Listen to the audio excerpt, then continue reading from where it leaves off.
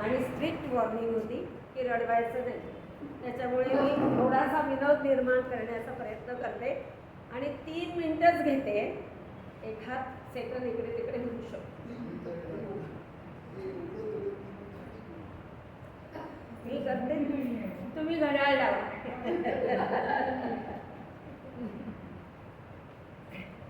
आणि मी माझ्या आनंदासाठी करते. आवडलं तर हो म्हणा, नाही आवडलं तर नाही हो म्हणा. तरी हो म्हणा नाही. काय रे, काय झालंय तुला? वा रे वा, मला हे करते तर सांगतोय. व्यक्ती स्वातंत्र्य आहे की नाही माझं? मूर्ख कुठला? बायकांचं व्यक्ती स्वातंत्र्य, त्याचे कायदे माहिती आहेत ना तुला? वाटतंय ते बोलतोय. थांब, मी जरा पोलीस दादाला बोलावून आणते. अरे रे, काय झालं? ताई काय झालं? काय कसला राडा चाललाय इथे? नाही म्हणजे तुम्ही नसेल केला, पण हा सगळा ट्रॅफिक थांबलाय ना. मला बोलवायची गरजच नाही, कारण मी ड्युटी करतोय तिथे.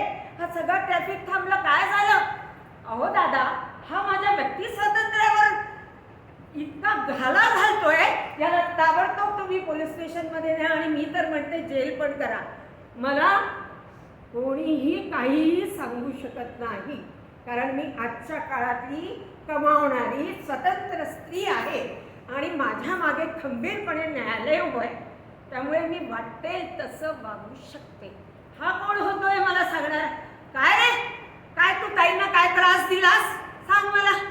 साहेब मला मारू नका, मी काय नाही केलं.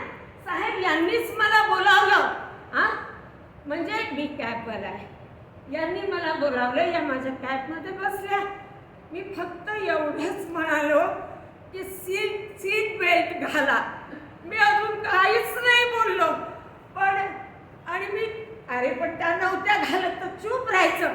मी चूप राहिलो असतो, पण ती कार चूप होईना. पॅ पॅ पॅ पॅ वाजवत होती. म्हणून मी त्यांना म्हटलं, ताई सीट बेल्ट घाला, नाही तर मला फाईन होईल. तेवढ्यावर या नाराज झाल्या. यांना वाटलं मी काहीतरी नवीनच घालायला सांगतोय, त्यांच्या ड्रेस बद्दल बोलतोय. आता माझी काही याच्यात चूक आहे का सर, मला सांगा. असे अनुभव यातायातमध्ये आम्हाला रोज येतात. तुम्हाला ऐकायचे असले तर तुम्ही पण माझ्याबरोबर उभे राहा.